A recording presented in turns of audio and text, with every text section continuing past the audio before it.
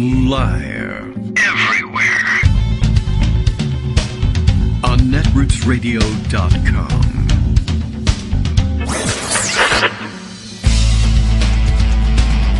David Walman. Kagro. In the morning. Now, here's David Walman. Hey, good morning, everybody. How you doing? It is Wednesday, Thursday, Friday. What the hell day is it today? Oh, yes, right. It's Thursday, but it's really Wednesday, and that's why I'm so confused. But for you and I now, starting at this very moment, we will declare it to be Thursday, July 3rd, 2025. I am on the road and driving on my way down to the Charleston, South Carolina area. Please don't strike it with a nuclear weapon while I'm there or anytime thereafter. Yes, I wanted to prepare something for you to keep you company while I'm out on the road. Anyway, tomorrow, July 4th, well, that may be a different story. I don't know how much I can get done pre-recording between now and then. And, of course, it's a vacation day. And, well, as I pointed this problem out to the in-house engineering and production staff, they did say, this is why you keep all of your old shows for use as reruns, you know. You don't have to every single time. All right. Well, we'll see what comes out and how many stories I feel compelled to share. Today will be an eclectic mix of stories I do, in fact, feel compelled to share and really wanted to get on the record sooner rather than later. In fact, as soon as possible. And so I don't know whether the show holds together so much as becomes a collection of things that I really felt I needed to tell you before I left, but I had to wait until after I left for you to actually hear them. Here is an article that's just made for a day like today where I have all of this time to fill and stories that would otherwise be, I think, probably too long to use to interrupt the daily news flow. But something I thought was really interesting in The Atlantic touches on a subject that I bet you've felt this, if not actually believed it always to be the case. We've discussed it from time to time in various contexts on the show. This is a piece called That Dropped Call with Customer Service, ? It was on purpose. Now, this sits in pocket under a different title, which is The Real Reason You're Still on Hold. And the article in both cases illustrated with an artist's rendering, I guess. Maybe it's an AI rendering. I don't know. No, illustration by Timo Lenzen. It looks digital in nature, but at any rate, a skeleton in a chair with a laptop on its lap, where a laptop belongs, except there's no meat on the lap, of course. And the familiar apple, since it looks to be something like a Mac, is replaced with a skull. The guy's died waiting on hold for customer service. What's going on here? Endless wait times and excessive procedural fuss. It's all part of a tactic called sludge. This is an article by Chris Collin, again for The Atlantic, on June 29th of this year. And it's a bit of a whopper, but makes for good vacation reading, I guess I would say. In hindsight, it begins, I'll say, I always thought going crazy would be more exciting. Roaming the street in a bathrobe, shouting at fruit. Instead, I spent a weary season of my life saying, representative. That's very familiar. Speaking words and numbers to robots. Speaking them again more clearly. Waiting. Getting disconnected. Finally reaching a person, but the wrong one. Repeating my story. Would I mind one more brief hold? May my children never see the emails I sent, or the unhinged delirium with which I pressed 1 for agent. I was tempted to bury the whole cretinous ordeal, except that I'd looked behind the curtain and vowed to document what I'd seen. It all began last July, here in San Francisco, which is not where I am, but that's where he is. I'd been driving to my brother's house, going about 40 miles per hour, when my family's newish Ford Escape simply froze. The steering wheel locked, and the power brakes died. I could neither steer the car nor stop it. I jabbed at the power button while trying to jerk the wheel free. No luck. Glancing ahead, I saw that the road curved to the left a few hundred yards up. I was going to sail off Bayshore Boulevard and over an embankment. I reached for the door handle. What followed instead was pure anticlimactic luck. 10 feet before the curve in the road, the car drifted to a stop. Vibrating with relief, I clicked on the hazards, and my story began. That afternoon, with the distracted confidence of a man covered by warranty, I had the car towed to our mechanic. I first tried driving one more time, cautiously, lest the malfunction was a fluke. Within 10 minutes, it happened again. Well, here's what I heard. From the auto shop, we can see from the computer codes there was a problem, the guy told me a few days later, but we can't identify the problem. Then he asked if I'd like to come pick up the car. Well, won't it just happen again? I asked. It might, he said. Might not. I said that sounded like a subpar approach to driving and asked if he might try again to find the problem. Look. And then it says, annoyed sigh, right? We're not going to just go searching all over the vehicle for it. Now, this was in fact a perfect description of what I thought he should do. But there was no persuading him. I took the car to a different mechanic. A third mechanic took a look. When everyone told me the same thing, it started looking like time to replace the car, per the warranty. I called the Ford Customer Relationship Center. Pinging my way through the phone tree, I was eventually connected with someone named Pamela, my case agent. She absorbed my tale, gave me her extension, and said she'd call back the next day. Well, days passed with no calls, nor would she answer mine. I tried to find someone else at Ford and got transferred back to Pamela's line. By chance, it was always by chance, I finally got connected to someone with substantive information. Unless our vehicle's malfunction could be replicated and thus identified, the warranty wouldn't apply. But nobody can replicate the malfunction, I said. I understand your frustration. Over the days ahead, and then weeks, and then more weeks, I got pulled into a corner of modern existence that you are, of course, familiar with. You know it from dealing with your own car company, or insurance company, or healthcare network, or internet provider, or utility provider, or streaming service, or passport office, or DMV, or... My calls began getting lost or transferred laterally to someone who needed the story of a previous repair all over again. In time, I could predict the emotional contours of every conversation, the burst of scripted empathy, the endless routing, the promise of finally reaching a manager who, click. Once, I was told that Ford had been emailing me updates. It turned out they'd somehow conjured up an email address for me that bore no relationship to my real one. Weirdly, many of the customer service and dealership workers I spoke with seemed to forget the whole premise and suggested I resume driving the car. Well, would you put your kids in it? I'd ask. They were aghast. Not if the steering wheel freezes up. Yeah, well, duh. As consuming as this experience was, I rarely talked about it. It was too banal and tedious to inflict on family or friends. I didn't even like thinking about it myself. When the time came to plunge into the next round of calls or emails, I'd slip into a self-protective fugue state. Is that right? Fugue state?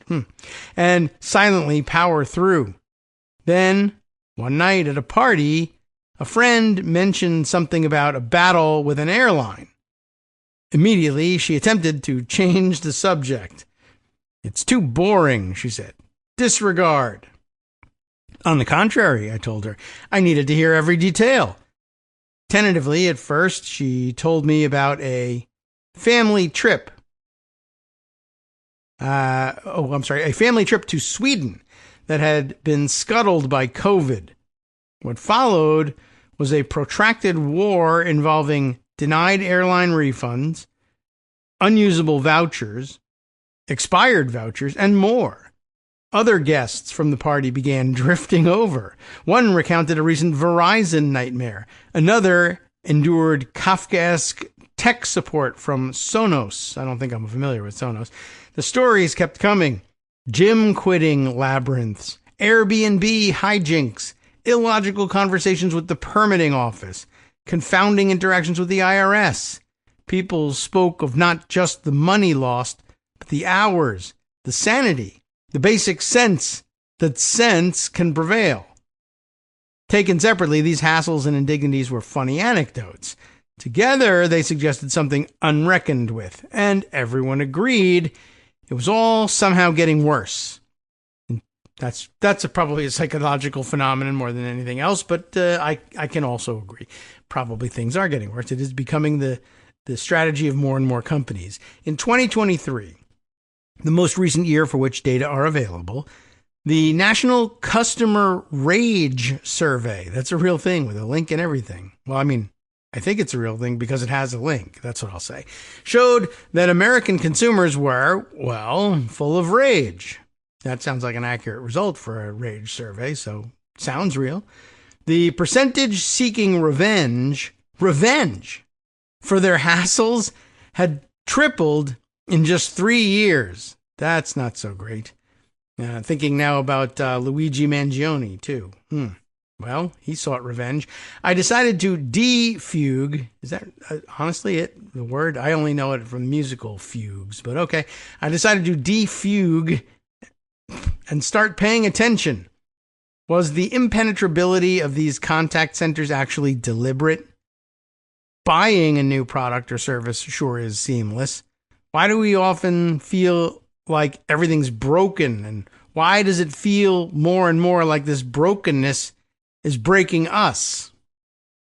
Turns out there's a word for it.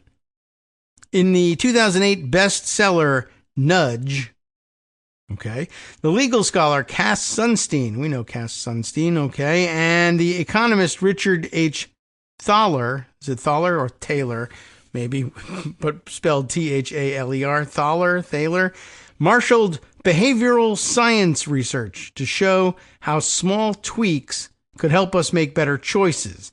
An updated version of the book includes a section on what they call sludge, tortuous administrative demands, endless wait times, and excessive procedural fuss that impede us in our lives. The whole idea of sludge struck a chord. In the past several years, the topic has attracted a growing body of work.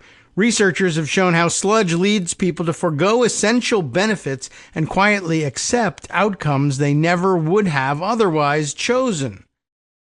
Sunstein had encountered plenty of the stuff working for the Department of Homeland Security, or with the department, and before that, as administrator of the Office of Information and Regulatory Affairs.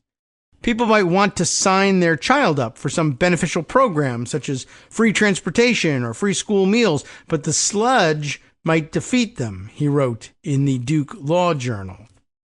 That basically, by the way, sludge has another word, another term for it, and it's called welfare work requirements. I mean, that's the whole idea of them, essentially, is to make it so annoying and defeating that you just don't apply for benefits anymore. The defeat part rang darkly to me. When I started talking with people about their sludge stories, I noticed that almost all ended the same way, with a weary, bedraggled, well, F it is, not exactly how it's printed here, but I didn't have the censoring horn ready, but weary, bedraggled, fuck it. Yes. Beholding the sheer unaccountability of the system, they'd pay that erroneous medical bill or give up on contesting that ticket. And this isn't happening just here and there. Instead, I came to see this as a permanent condition. We are living in the state of F it. Some of the sludge we submit to is unavoidable. The simple consequence of living in a big digitized world. But some of it is by design. ProPublica showed in 2023 how Cigna saved millions of dollars by rejecting claims without ever having doctors read them, knowing that a limited number of customers would endure the process of appeal. Cigna told ProPublica that its description was incorrect. Later that same year, the Consumer Financial Protection Bureau ordered Toyota's motor financing arm to pay $60 million for alleged misdeeds that included thwarting refunds and deliberately setting up a dead-end hotline for canceling products and services. The now diminished Bureau canceled the order in May. So at one point, they actually did something to help consumers, and Trump said, well, let's put a stop to that, and directed the CFPB to end that program. As one Harvard Business Review article put it, some companies may actually find it profitable to create hassles for complaining customers. Sludge can also reduce participation in government programs. That's, of course, usually the idea. According to Stephanie Thum, or Thum, you tell me how that might be pronounced, an adjunct faculty member at the Indiana Institute of Technology who researches and writes about bureaucracy, agencies may use this fact to their advantage. If you bury a fee waiver or publish a website in legalese rather than plain English, research shows people might stay away, Thum told me. If you're a leader, you might use that knowledge to get rid of administrative friction or put it in place. Fee waivers, rejected claims, sludge pales compared with other global crises, of course, but that might just be its cruelest trick. There was a time when systemic dysfunction felt bold and italicized, and so did our response. We were mad as hell and we weren't going to take it anymore. Now something more insidious and mundane is at work. The system chips away as much as it crushes, all while reassuring us that that's just how things go. The result? We're exhausted as hell, and we're probably going to keep taking it. Call Pamela. Call the mechanic. Call the other mechanic. Call that lemon law lawyer. My exhausted efforts, to the extent I understood them, revolved around getting my car either fixed or replaced and getting the various nodes in the Ford universe to talk with one another. In the middle of work or dinner or a kid's soccer game, I'd peel off to answer a random call because every now and then it was that one precious update from Ford informing me that there was no news. The hope with all of this was to burrow my way far enough into the circuitry to locate someone with the authority and inclination to help. Sometimes I got drips of information, the existence of a buyback department at Ford, for instance. Mostly, I got nowhere. The longer this dragged on, the more the matrix seemed to glitch. The dealership where I'd bought the car had no record of the salesman who'd sold it to me. Ford's internal database at one point claimed that I had already picked up the car I was still trying to get them to fix. A mechanic told me it's not that we couldn't fix it, it's that we never found the problem, so we were unable to fix it, which is the same thing. Of course, another mechanic, apparently as delighted by our conversations as I was, grew petulant. Driving is a luxury, he told me without explanation. Wow, initiating these conversations in the first place, also a luxury, I was learning. For this, we have the automatic call distributor to thank. The invention of this device in the mid-20th century allowed for the industrialization of customer service. In lieu of direct contact, calls could be funneled automatically to the next available agent who would handle each one quickly and methodically.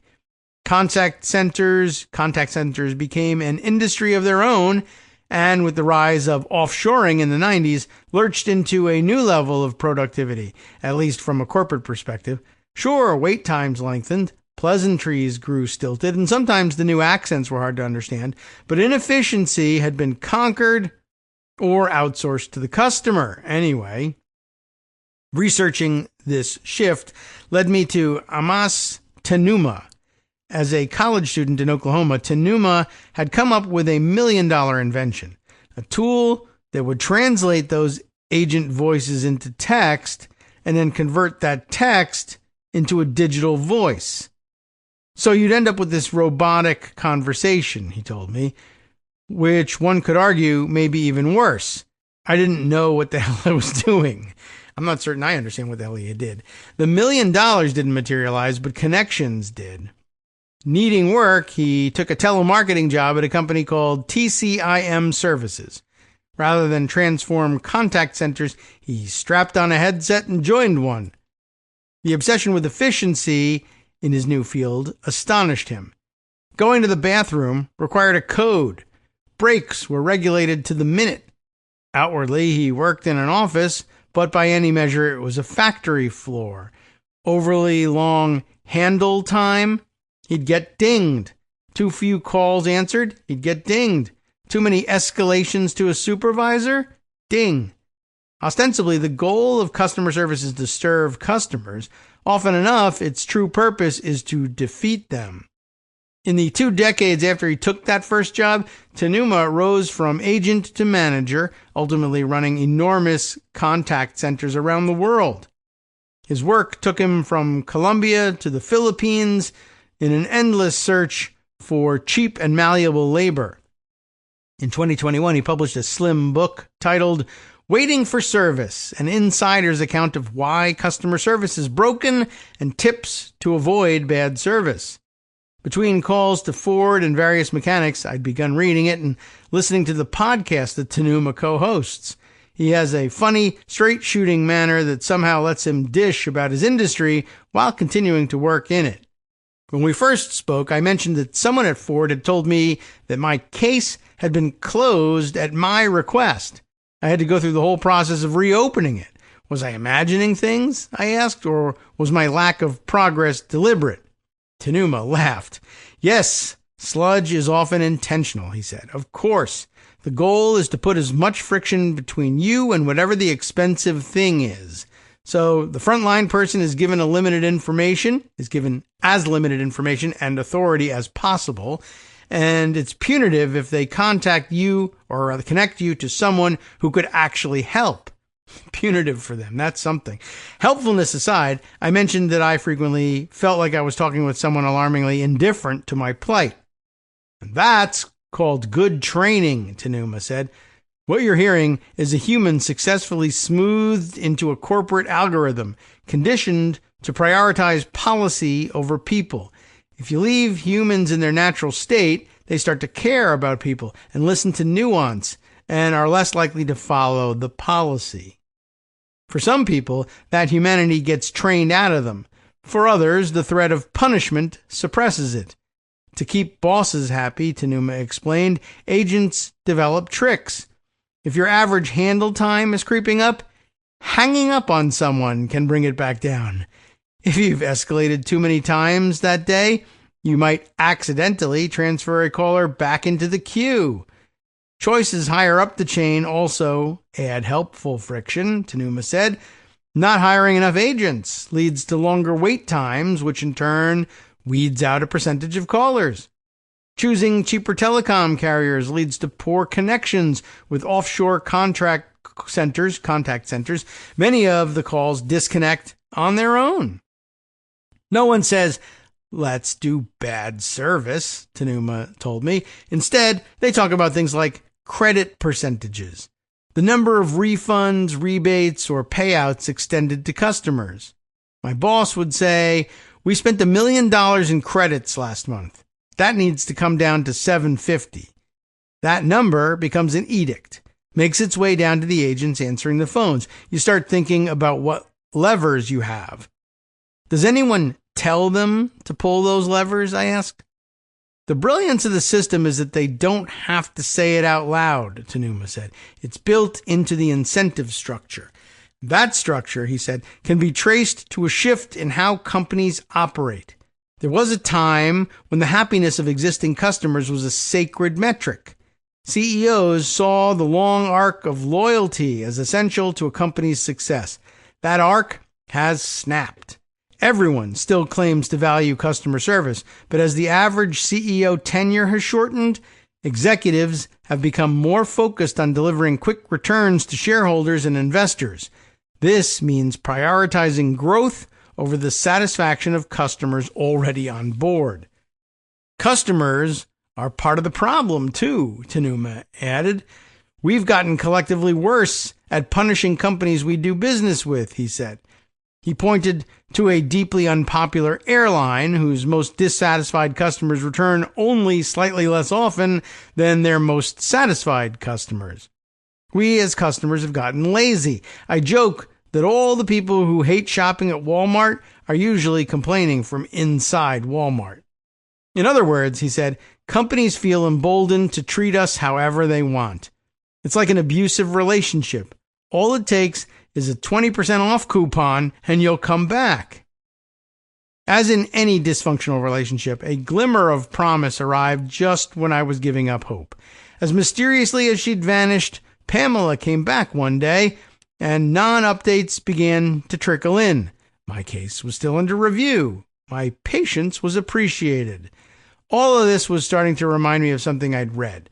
The Simple Sabotage Field Manual was created in 1944 by the Office of Strategic Services, a predecessor to the CIA. The document was intended to spark a wave of nonviolent citizen resistance in Nazi-occupied Europe. Never permit shortcuts to be taken in order to expedite decisions, advised one passage. Bring up irrelevant issues as frequently as possible. I'd encountered the manual in the past and had thought of it as a quirky old curio. Now I saw it anew as an up-to-the-minute handbook for corporate America. The purposeful stupidity once meant to sabotage enemy regimes has been repurposed to frustrate us. Weaponized inefficiency in the name of profit. I later discovered that Slate's Rebecca Onion had this same revelation a full decade ago. Nevertheless, the sabotage persists. As I waited for news from Ford, I searched for more contact center agents willing to talk. Rebecca Harris has fielded calls, mainly for telephone, internet, and TV service companies since 2007. She calls the work traumatic. I'd want to do everything I can to help the person on the other end, she told me, but I had to pretend that I can't because they don't want me to escalate the call. Many customers called because they were feeling pinched by their bill. For a lot of them, a rebate was available, but between the callers and that rebate, the company had installed an expanse of sludge.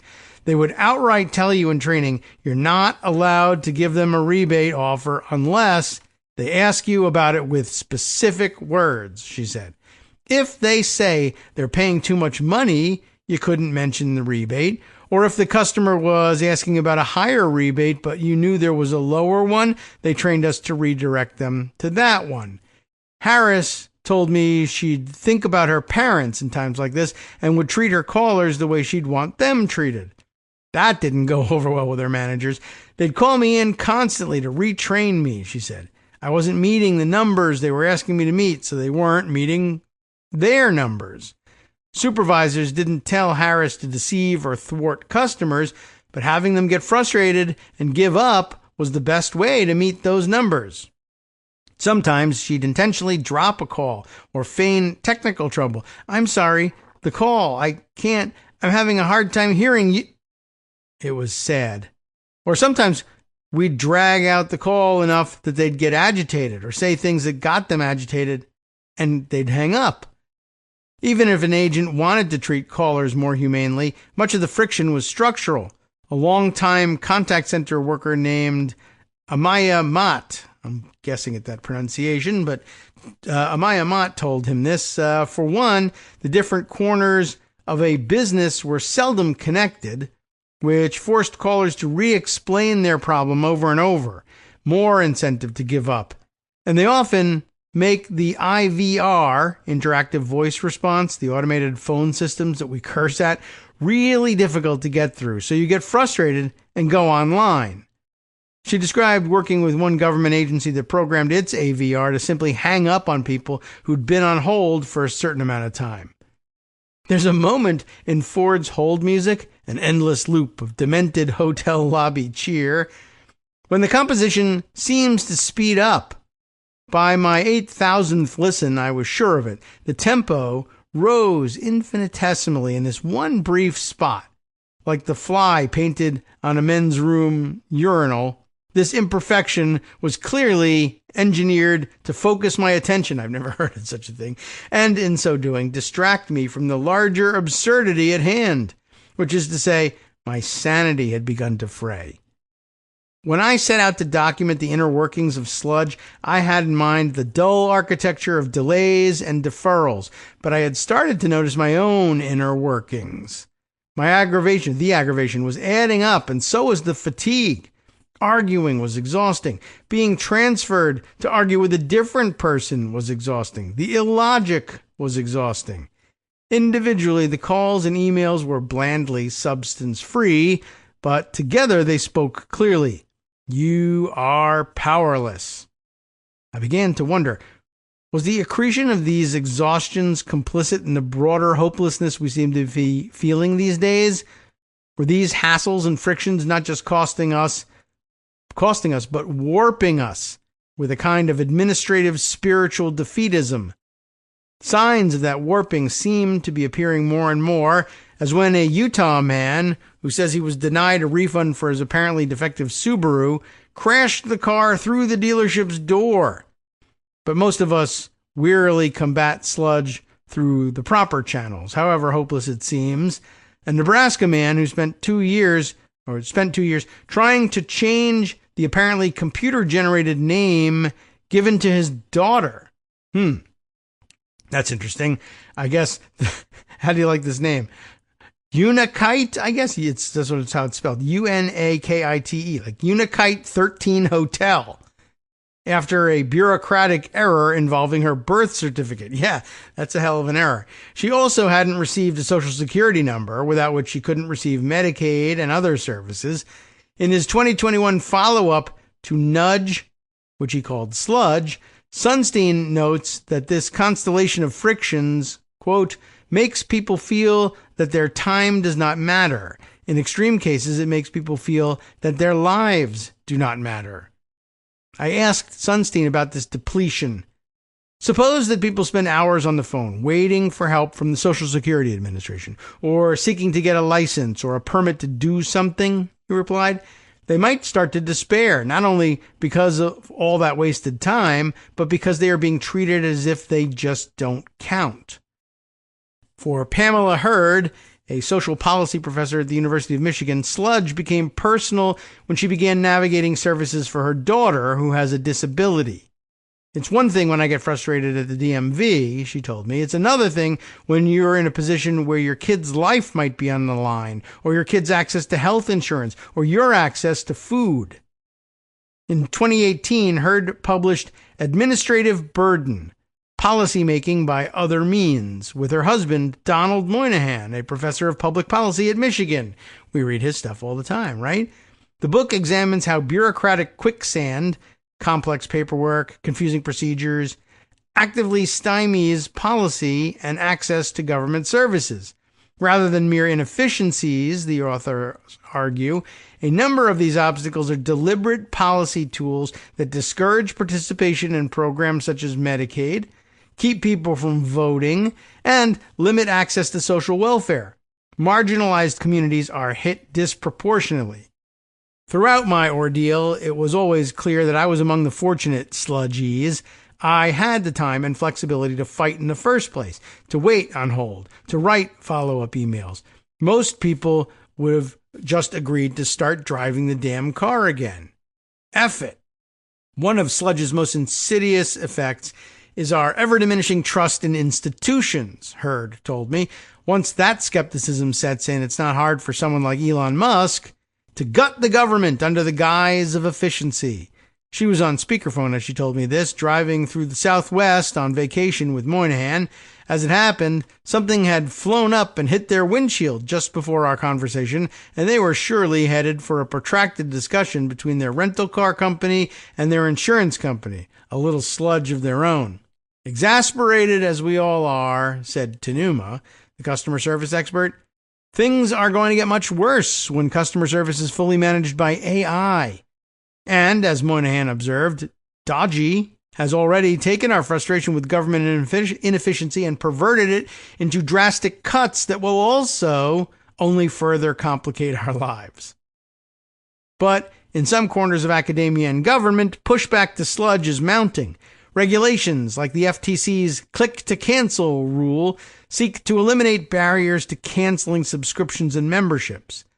And the International Sludge Academy, a new initiative from both the Paris-based Organization for Economic Cooperation and Development and the Government of New South Wales, has promoted the adoption of sludge audits around the world. The business research firm Gartner predicts that the right to talk to a human will be EU law by 2028. In the meantime, I've developed my own way of responding. Years before my Ford ordeal, I'd already begun to understand that sludge was doing something to us. It first registered when I noticed a new vein of excuse in the RSVP sphere. Sorry, love to, but I need to figure out our passport application tonight. Sorry, researching new insurance plans.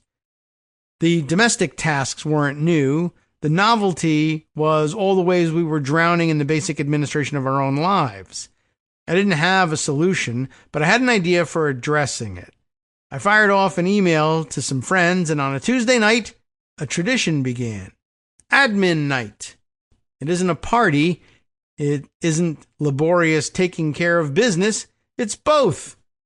At the appointed hour, friends come over with beer and a folder of disputed charges, expiring miles, summer camp paperwork, 5 minutes of chit-chat, half an hour of quiet admin, rinse, repeat. At the end of each gathering, everyone names a minor bureaucratic victory, and the group lets out a supportive cheer. Admin night rules. That's kind of a funny idea. In an era of fraying social ties, it claws back a sliver of hang time. Part of the appeal is simply being able to socialize while plowing through the to-do list, a 21st century efficiency fetish if ever there was one, but just as satisfying as having this species of modern enervation brought into the light. Learning of sludge's existence, Thum, the bureaucracy researcher, told me is the first step in fighting it and in pushing back against the despair it provokes. Among sludge's mysteries is how it can suddenly clear. With no explanation, Pamela called one day to tell me that Ford had decided to buy back my car. She put me in touch with the reacquired vehicles headquarters. From there, I was connected to a repurchase coordinator. Then I was told to wait for another process in quality, the quality department, and after some haggling over the price, they agreed to buy the car back. To Ford's credit, they gave me a fair offer, but I would have accepted a turkey sandwich at that point. What happens to the car next? I asked. I was told that if returned vehicles could be repaired, they would be resold with disclosures. But was Ford obligated to fix the defect before selling it? No one could give me a clear answer. I pondered options for warning potential buyers. Could I post something to Yelp and hope it would somehow get noticed? Hide a note inside of the car somewhere? Publish the vehicle identification number in a national magazine? P.S. It's 1FMCU0KZ0NUA29474. And if you'd like to hear that again, download the podcast. Before I could decide on a solution, I got the call. 108 days after this whole thing began, I borrowed a friend's car and drove to the San Jose dealership where my escape had been waiting all this time. When I arrived, a man named Dennis greeted me, and we walked to the lot where the car was sitting. I grabbed everything out of the center console, and then we walked back inside. What's going to happen to it? I asked. Are they going to resell it? Dennis didn't know, or didn't seem inclined to discuss, anyway. A Ford communications director named Mike Levine later told The Atlantic that the company does not resell any repurchased vehicles that can't be fully repaired. Given the confusion I witnessed, I still wonder how they confirm that a car is fully repaired. I signed some papers, and it was over. The car that wasn't safe to drive, the process that seemed designed not to work, the whole experience ended not with a bang, but with a cashier's check and a wordless handshake. When I originally alerted Ford about this article, a spokesperson named Maria told me that my case was not typical and that she was sorry about it. Regarding all the back and forth, she said, that was not seamless. Levine told The Atlantic that Ford does not, quote, encourage or measure sludge, and that there was zero intent to add sludge to my interactions with Ford. He said that the teams I spoke with had needed time to see whether they could replicate the problem with my car, though to my mind that suggests a more concerted effort than what I perceived. Pamela emailed an apology too, adding that, given, quote, the experience you had with your vehicle, I do want to extend an offer for any maintenance plan for your vehicle should you decide to purchase a Ford again as a complimentary gift for your patience with the brand, as I understand this process took a long time. We did purchase another vehicle, but it wasn't a Ford. Lately, I've taken to noticing small victories in the war against sludge. That Nebraska dad with the daughter named Unikite 13 Hotel.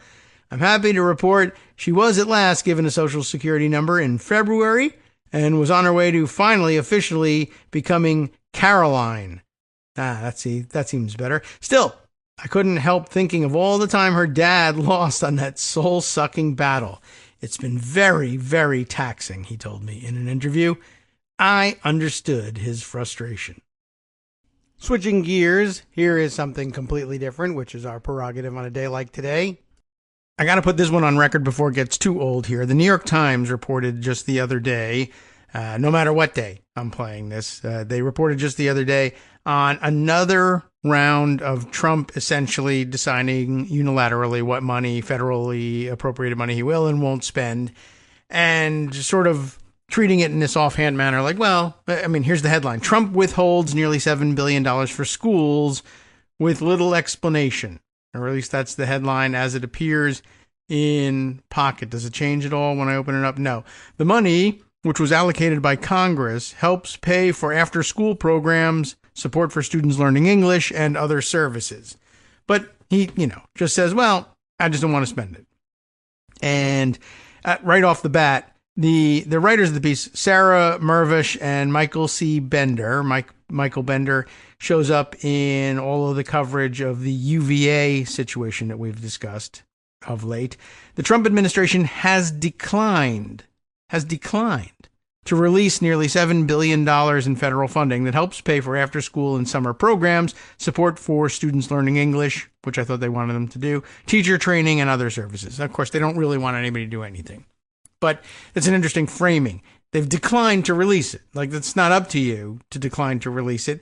And I thought this was well observed, once again, by Jamel Bowie, who brought the story to my attention with his Blue Sky post about it, saying, well, I'll read on a little bit more because that's when he really gets to the part that he's commenting on. But other people commented directly on the part I just read.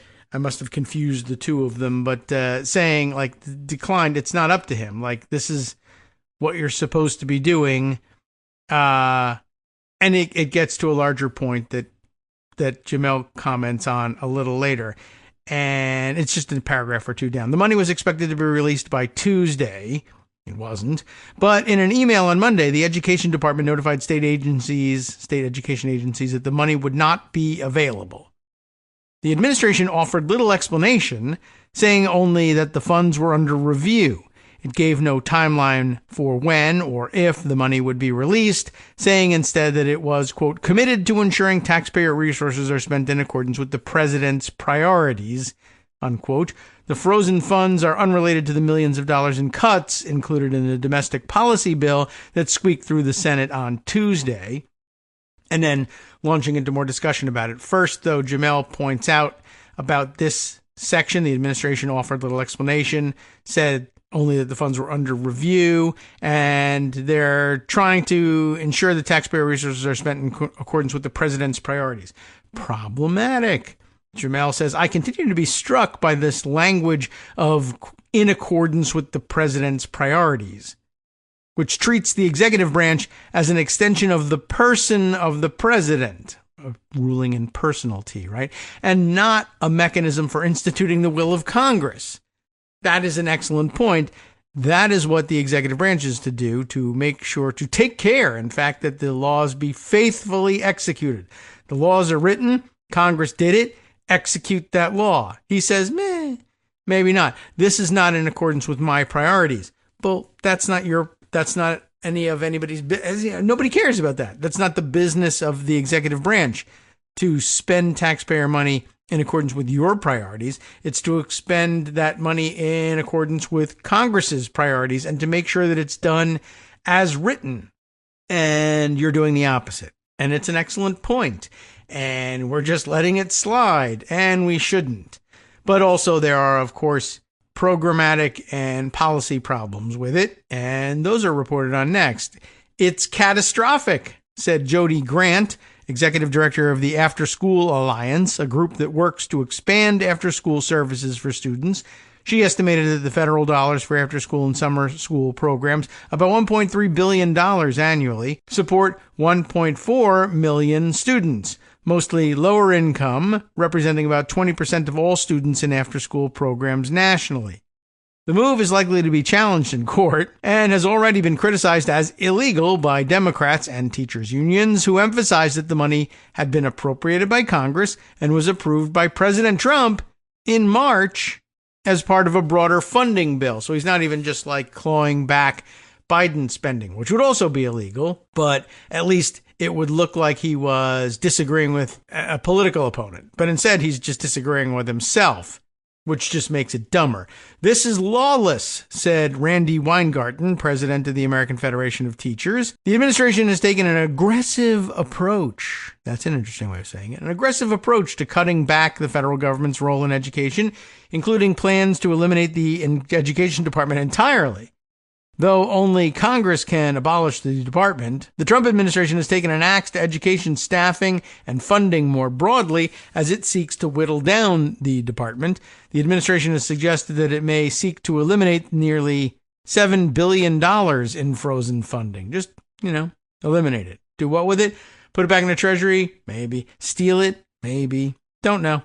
Russell Vought, the director of the White House Office of Management and Budget, said during a Senate Appropriations Committee hearing last week that the administration was considering ways to claw back the funding through a process known as rescission. The administration would formally ask lawmakers to claw back a set of funds it has targeted for cuts. Even if Congress fails to vote on the request, the president's timing would trigger a law that freezes the money until it ultimately expires.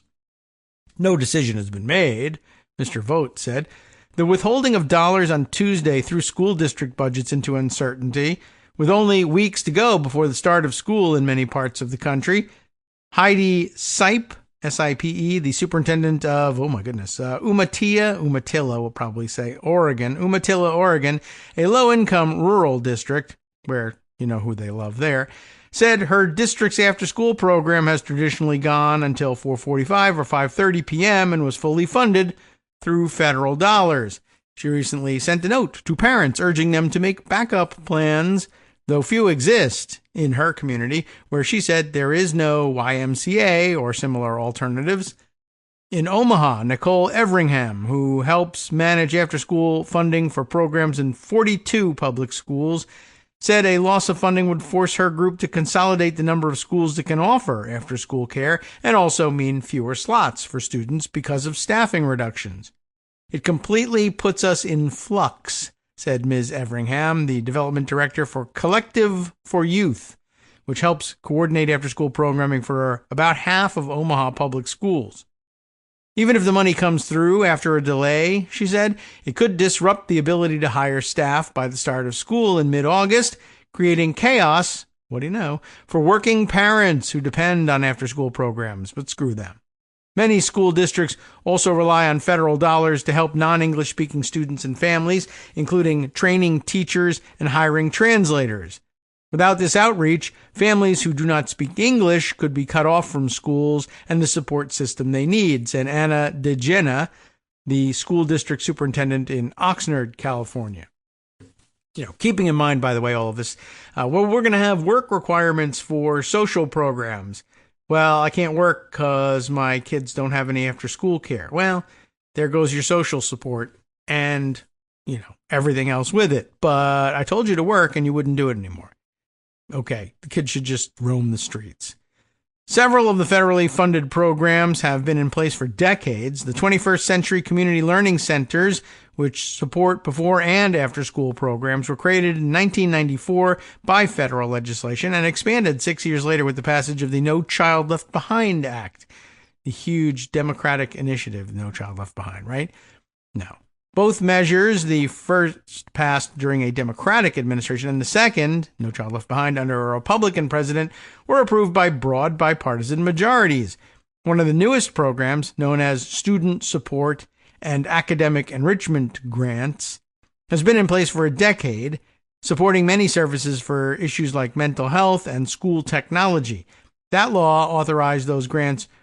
The law that authorized those grants received broad bipartisan support also, including from Representative Tim Walberg of Michigan and Senator Bill Cassidy of Louisiana, both Republicans who are now chairmen of the education committees in their respective chambers. But criticism about cutting funding for these programs has largely been limited to Democrats. Every day that this funding is held up is a day that the school districts are forced to worry about whether they'll have to cut back on after-school programs or lay off teachers instead of worrying about how to make sure our kids can succeed. Senator Patty Murray, a Democrat who's the vice chairwoman of the Senate Appropriations Committee, said in a statement. And it impacted just about no one. I mean, all it did was tell the truth straightforwardly about what's going to happen, but it's not nearly as exciting as Republican rhetoric and about how, the terrorists are going to kill us all unless we slash funding for school programs somehow. Anyway, just wanted to get that on the record, along with Jamel's observation, quite right, that they just sort of brush right by the idea that the federal spending is not supposed to, appropriated funds from Congress for these programs are not supposed to necessarily take the president's priorities into account at all. And all they plan to do is say, well, tell them it's delayed because it's under review. What kind of review? Don't answer that. Just sit on it until the end of the fiscal year and the funds expire. And just don't spend them.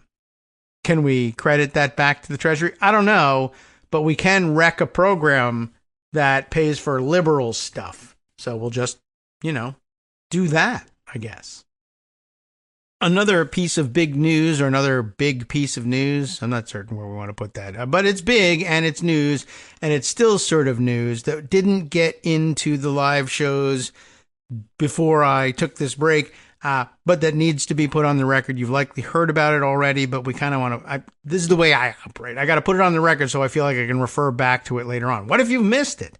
What a tragedy that would be. Well, if you are listening to NPR, which can be a tragedy in itself, or reading their website, even worse, I guess, you might have already heard this, or maybe you heard about it on social media or from someone else. This is a piece called "The Trump Administration," boo, we hate them, is building a national citizenship data system. It was on the All Things Considered program on June 29th. Jude, Joffe Block, and Miles Parks are responsible for writing the piece up, and I assume probably producing it for the air as well. It's a little harrowing, and another one of those things that tech libertarians and regular libertarians and Republicans of all sorts and other privacy advocates, even among Democrats, and maybe even especially among Democrats at this point, used to be worried about all the time. Now only the Democrats are worried about it, and the libertarians have disappeared, and the freedom-fighting Republicans who used to hoard guns on the insistence that they were going to fight against tyranny like this are nowhere to be found. The Trump administration has, for the first time ever, built a searchable national citizenship data system. Republicans used to freak out all the time about this, and they insisted, as a matter of fact, back when we were working on passing the Affordable Care Act, that wasn't really designed to deliver health care to anyone or make it easier to get health care coverage. The real design there was to create a national citizenship database that was searchable and could be used to track people down for nefarious and tyrannical purposes. It was not the case and never really has been the case. But this is something that Republicans have accused Democrats of wanting to do with, in particular, healthcare reforms for a long, long time. Among my now infamous paper collection of Republican comments on the floor of Congress in opposition to the passage of the Social Security Act back in the 30s, Medicare and Medicaid acts in the 1960s, and the Clinton healthcare reform efforts in the 90s, and then reiterated during the Affordable Care Act debates in the 2010 era. Always said, yeah, this is really aimed at creating national identity cards or database that could be used to, I don't know what, crack down on people and take their guns away. And then, of course, like with everything, every Republican accusation turns out to be confession. And this stuff ends up never even coming close to being implemented by Democrats, not least because they never wanted to do it in the first place. And it was never any part at all of what they did want to do. But Republicans would take care of this on their own later on for, really good patriotic purposes. So here we go. We've got it. Once again, every Republican accusation turns out to be a confession, even if they haven't committed the crime yet. They pre-confess these things. The Trump administration has, for the first time ever, built a searchable national citizenship data system. And you know who did it? The dodgy boys did it. The tool, which is being rolled out in phases, is designed to be used by state and local election officials to give them an easier way to ensure only citizens are voting, which usually gets taken care of by saying we only register citizens to vote in the first place. And when they register to vote, they have to prove that they were born at all, for that matter, or that they are eligible to vote. They provide that proof. You enroll the people, and they cull over the lists every once in a while to see if anybody slipped by. And then they said, we're going to have an ID requirement, and they threw that on top. But now, apparently, all of their efforts before were no good. And even though fraud is minuscule and getting smaller, they now want to use a searchable computer database to do this work as well. But it was developed rapidly. That's never great. Without a public process, also not good. And some of those officials are already worrying about what else it could be used for, i.e., you could carry it around in your pocket via your phone and dress up in police gear and tell everybody you're an ICE agent and use your computer to announce to them, I just found out you're not a citizen and you're under arrest. Why do you think that? Well, look around. NPR is the first news organization to report the details of this new system. For decades, voting officials have noted that there was no national citizenship list to compare their state lists to. So to verify citizenship for their voters, they either needed to ask people to provide a birth certificate or a passport, which is something that could, even wrongly, disenfranchise millions, or use a complex patchwork of disparate data sources. Now, the Department of Homeland Security is offering another way. DHS, in partnership with the White House's Department, I would air quote that, of Government Efficiency, DOGE, of course, has recently rolled out a series of upgrades to a network of federal databases to allow state and county election officials to quickly check the citizenship status of their entire voter lists, both U.S.-born and naturalized citizens, using data from the Social Security Administration as well as immigration databases. Such integration has never existed before, and experts call it a sea change that inches the U.S. closer to having a roster of citizens, something the country has never embraced.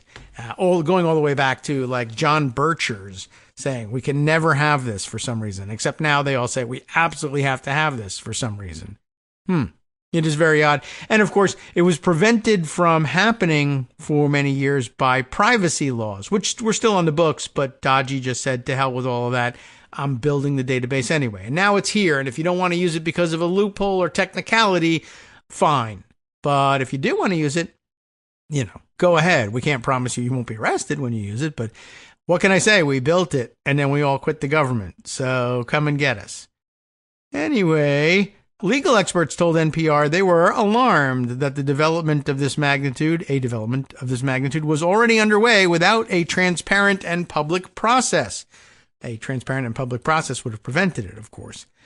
That is a debate that needs to play out in a public setting, said John Davison, the director of litigation at the nonprofit Electronic Privacy Information Center.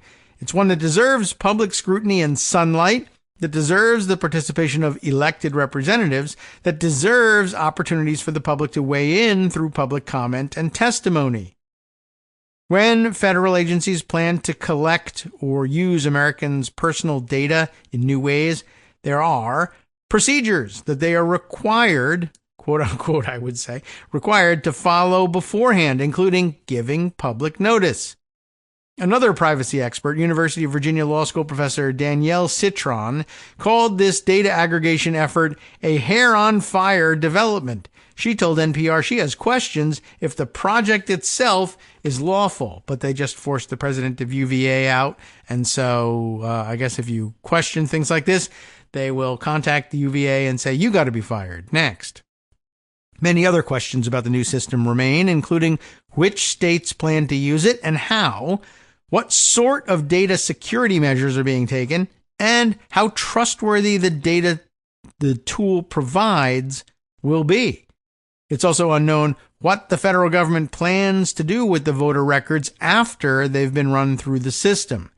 And by the way, I'm just also anticipating that they're going to have this thing, they'll try it out, they'll purge thousands, maybe millions of voters from the system, have an election, lose, and then insist fraud, even though they've now built an illegal and unconstitutional system of their own design in a black box that nobody's allowed to look at, by the way, and that gave them the power. Ultimately, this will give them the power to simply look at a computer screen, look at you, and then say, you're not on the list, like they're the voting bouncers. You're not a citizen. Why not? The black box says so. Can I see it? Show me on the screen where it says that. No, you can't see that. I mean, that's basically what it comes down to. So now the ICE goons too. And my phone says you're not a citizen. Well, my, naturalization papers say different. My passport says different. My birth certificate says different. Yeah, well, the computer says this and the computer's never wrong. So you're going in. Tell it to the judge. Except now it turns out that the judge, I didn't even notice or put this one aside. I thought I saw the other day Ron DeSantis saying that he's got a new plan. He's going to deputize Florida National Guardsmen to sit as immigration judges. We don't have enough immigration judges, so I'm just going to make soldiers into immigration judges. Are they, JAG Corps? I don't know. But it doesn't matter. Anyway, you get to tell it to a judge. The judge gets to say, I don't know, my phone says you're not a citizen. Can I see that? Are you sure that it says that? No, it's open to, who knows what. It's open to Amazon.com, and I'm buying, tactical gear to look cooler on the bench. It doesn't say anything at all about my citizenship status. Well, nonetheless, you're going to Guantanamo anyway. So, that'll be interesting. Anyway, back to the actual prepared text here. The recent history of elections is littered with failed data matching efforts, often driven by false fraud narratives, which have entangled eligible voters. The first Trump administration attempted the beginnings of a similar data project, though the effort shuttered after most states balked at sharing their voter data. Interesting. The fact that the development and rollout follow President Trump's falsehoods about widespread non-citizen voting makes election experts wary of how this new tool will work.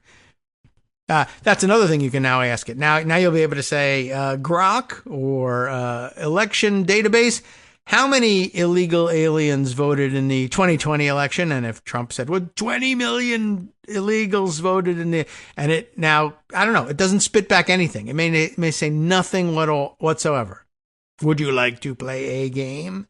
Well, my computer says not, would you like to play a game? But it says that there were 20 million on the nose, exactly the number that Donald Trump, genius of geniuses, said voted illegally in 2020, and he can name it down to the digit. Down, he knows it's not just around 20 million; it's 20,742,982. And wow, I can't believe it. The computer says he's exactly right. Can I see how it arrived at that answer? No. That's it. Okay. Well, we've never had a list of U.S. citizens to compare our voter registration lists to, said Kim Walman, the former Republican Secretary of State of Washington, who is now a senior fellow at the Bipartisan Policy Center. It seems like it takes the federal government more than just a few months to be able to make a comprehensive national database of information that's going to be accurate. That's what my concern is. Just first and foremost, that the list is accurate. Never mind whether or not it was legal to actually comprise it in the first place. Everyone registering to vote must swear under penalty of perjury already that they are a U.S. citizen. The consequences for non-citizens who try to vote include fines, prison time, and, of course, deportation. Officials say that deterrent is why cases of ineligible people casting ballots are incredibly rare. A fact that's become increasingly apparent as more and more states devote resources to uncovering the few people that slip through the cracks every election. Research has also shown that when non-citizens do vote, it's often not to commit fraud, but rather because they misunderstood eligibility rules. Trump and his allies have continued to emphasize the issue. The Justice Department has prioritized its prosecution, and Republican lawmakers are pushing new legislation at both the national and state level to require people to show proof of citizenship in order to register to vote. If this new tool is successful, it could provide local and state governments a powerful method to check the citizenship of almost all Americans without additional documentation requirements. If it's right, of course, or if they're using it at all. We're just saying we're using it. Taking that burden of proof, if you will, off the voter is a good thing, said Walman, who also worked for the Department of Homeland Security on election security issues in the Biden administration. But she noted that a national citizenship list and anything resembling a national voter registration list have been controversial ideas for a long time. Mostly Republicans used to hate those things. So the Trump administration is wading into uncharted waters. All of us that live in this free country and this free society want to believe that there are some privacy rights that are still being upheld in our lives, Walman said. The attention to detail matters here in many, many big ways. The U.S. Citizenship and Immigration Service, which is under the Department of Homeland Security, is managing this tool. The agency did not provide more information about how it will work when contacted by NPR. In a statement, spokesman Matthew Tragesser called the development a game changer and said the agency looks forward to implementing more updates. USCIS is moving quickly to eliminate benefit and voter fraud. Benefit, too. Wow, no mention of that until now. Among the alien population, Tragesser said. Next section is titled, What Save? The Systematic Alien Verification for Entitlements, a congressional bill. What the SAVE Act did and what it does now. The new citizenship check capability comes from a massive expansion of a tool voting officials only used sparingly in the past, the tool known as the Systematic Alien Verification for Entitlements, not voting, but entitlements, or SAVE, is a system of DHS databases that state and federal agencies have queried since the 1980s to check the immigration status of non-citizens living in the U.S. legally. Okay, I thought it was the SAVE Act or something like that, but no, it's the name of the system established by some other act. It may very well have been, the SAVE Establishment Act, but doesn't matter really. Agencies can then decide if the applicants are eligible for different government benefits. For roughly the past decade, some voting officials have also used SAVE to check the citizenship of voters on their rolls, usually in instances where Department of Motor Vehicle records indicated a voter is a non-citizen, since those records often aren't updated when a person naturalizes.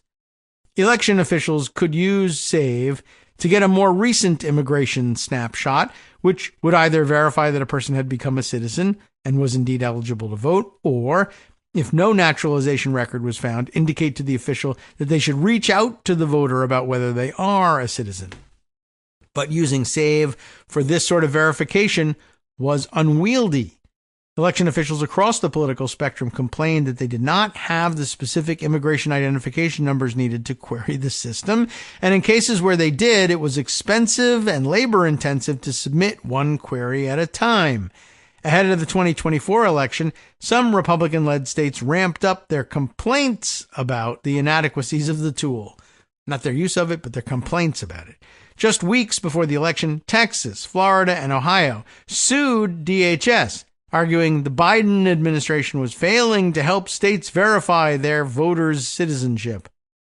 USCIS began planning upgrades to the system at the end of the Biden administration, according to a person who attended a briefing where it was discussed, but was not authorized to speak with the media. After Trump took office, DHS began a series of regular calls with some of the state election staffers to talk through potential updates. A key turning point came in March when Trump signed an executive order that made sweeping changes to voting and election protocols, including requiring DHS to allow states access to appropriate systems. That's the quote, for verifying the citizenship of voters on their rolls without a cost, and instructing DOGE to assist the agency in combing voter rolls for non-citizens. The order also instructed the Attorney General to prioritize prosecuting non-citizens who register to vote, whether they actually voted or not, using databases or information maintained by the Department of Homeland Security, like, say, this one. And by the way, keeping in mind that they made DOGE do this, but DOGE was supposed to be out there doing government efficiency, were they supposed to be involved in this? Well, it has to do with government. It's how you form a government, by voting for it, and something. Within weeks, USCIS began announcing rolling upgrades to SAVE, crediting DOGE with the changes. On April 22nd, the agency revealed SAVE was now free for non-federal agencies and could handle mass checks. Then, a May 22nd news release announced SAVE had integrated data from the Social Security Administration, so election officials could query it with a 9-digit Social Security number.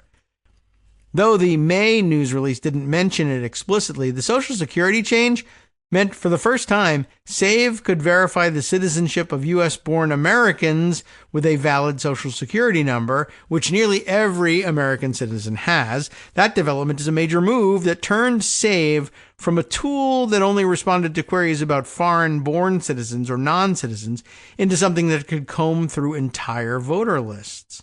But numerous state voting officials NPR spoke with were not aware that capability was part of the updates.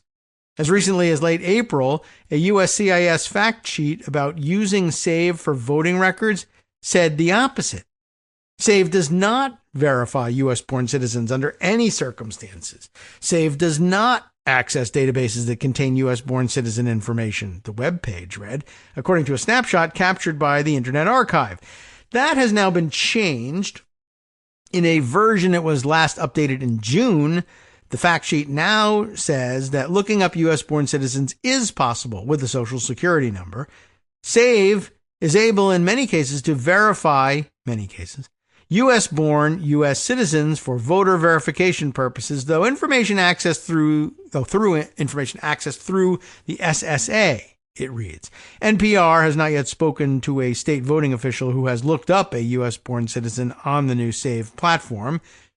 Social Security Administration data systems can show whether an applicant was a citizen or a non-citizen at the time they received their number, said Kathleen Romig, a former SSA official who works at the liberal-leaning policy nonprofit Center on Budget and Policy Priorities. The Department of Homeland Security has combined that point-in-time citizenship information with SAVE's ability to more thoroughly tell whether a person has naturalized to create a system that voting officials can use to theoretically nail down citizenship status for voters that they have Social Security numbers for. Okay. Upon hearing the details, Numerous voting data experts told NPR it sounded like a system that could work. The question, they say, is whether quality control systems are in place to catch the inevitable mistakes that will come from comparing hundreds of millions of records, especially when the stakes are as high as questioning someone's citizenship. There are some known data challenges with SAVE. For instance, there can be a lag time between when a person naturalizes and when that information is entered into the system. And you could actually intentionally double, triple, quadruple that lag time if you felt like it, which can lead to the initial appearance that a person is a non-citizen on the voter rolls if they registered to vote immediately after naturalizing, as many people will do. SAVE materials also make clear that there are some foreign-born citizens who cannot be verified by this system. USCIS acknowledges these shortfalls and tells users that if the system returns an answer other than confirming citizenship, then it must also be manually reviewed by USCIS staff, and the elections office must contact the voter to give them a chance to provide proof of citizenship. Of course, it won't be that way when it's ICE using the system to stuff you into a van, right? It's also unclear how reliable or complete the data coming from the Social Security Administration is because, as MIT elections expert Charles Stewart notes, that data, as well as the data within SAVE and on the voter rolls, was collected independently and without this sort of integration in mind. A report from the Institute for Responsive Government noted recently that the SSA only began adding citizenship tags to records roughly 40 years ago, so the agency's data on natural-born citizens may be incomplete. And again, just to reiterate, just as we were saying, well, certainly ICE won't be double-checking with anything, but even though it's supposedly required for voting officials to do so, won't they just say, well, we got a hit that says you're a non-citizen? That's kind of the end of it. Or if they got that hit, or if they just want to lie and say they got that hit, then they're definitely not going to do any of this work. But yeah, no telling how many people who have access to this system and who eventually use it will do any of the reading about what you're supposed to do if you get any indication that someone isn't a citizen. They're just going to say, well, the computer says it. The end. The concern with any of these data-based matching procedures is that people who don't know much about voter registration data sets just assume that the data are clean on all sides, said Stewart. And that too has been a problem for amateur voter fraud hunters who don't understand very often the data that they're seeing and assume things like, well, this voter has been dead for 20 years, and so this is obviously fraud. And it's like, well, you grabbed data and chopped off the data entry, the field in the spreadsheet that has junior and senior in it. So you're looking at so-and-so senior who did in fact die 20 years ago and assuming that that's so-and-so junior who is in fact very much alive and entitled to vote, but because you grabbed the information incorrectly or didn't think to scroll a little further over to see whether there was a junior or a senior after the name and it was off the screen, you just accused somebody of being a voter fraud, a fraudulent voter, and ICE and or the Proud Boys and or their angry neighbors and or libs of TikTok has just murdered them. But, oh, I was mistaken. Well, let's unmurder them. Nope, doesn't happen that way.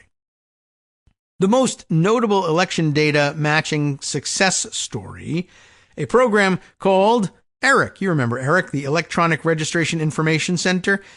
You may recall that it took multiple years to develop and roll out. The system allows its more than 24 member states to share government data across state lines to eliminate dead voters from the rolls, find the few people in every federal election who illegally vote twice, and also register eligible voters when they move to a new place. You might also remember that the reason that there are only more than 24 member states is Republican states found out that you could use this system to reliably eliminate voter fraud. But if you reliably eliminate voter fraud, you won't be able to reliably claim voter fraud all the time and scream that the election ought to be overturned. So they got rid of it. Don't use this information. Don't use this system to verify that our election's integrity was perfect or near perfect, or certainly didn't have anywhere near enough fraud to materially affect the outcome. Because if you do that and then claim that the outcome was materially affected, you'll look like an idiot. Now, that might not bother them, but that's been the move to date. 9 Republican-led states have since pulled out of the organization due to viral falsehoods that spread on the far right. They needed some sort of justification, and general uneasiness about having a third party combing through state voter rolls. At least 2 of these states, Louisiana and Texas, are early piloters of this new data tool run by the federal government. The states have not disclosed many details and declined NPR's interview requests because they can't explain why they did what they did, or they'll look like either idiots or villains. DHS says so far it has run more than 9 million voter records through the upgraded SAVE system, according to a person who attended a briefing about the new capabilities, who was not authorized to speak to the media, and that early analysis found those records contain 99.99% of all U.S. citizens.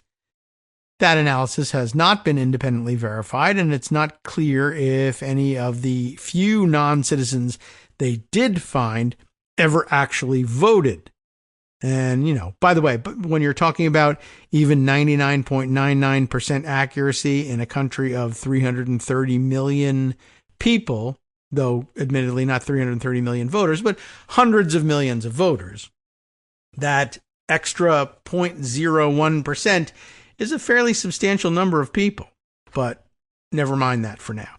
If this rolls out and it turns out that our voter rolls are pretty darn accurate and it is shouted from the mountaintops and people believe it, then that would be big, said Tammy Patrick, an election expert at the nonprofit Election Center and former Arizona voting official.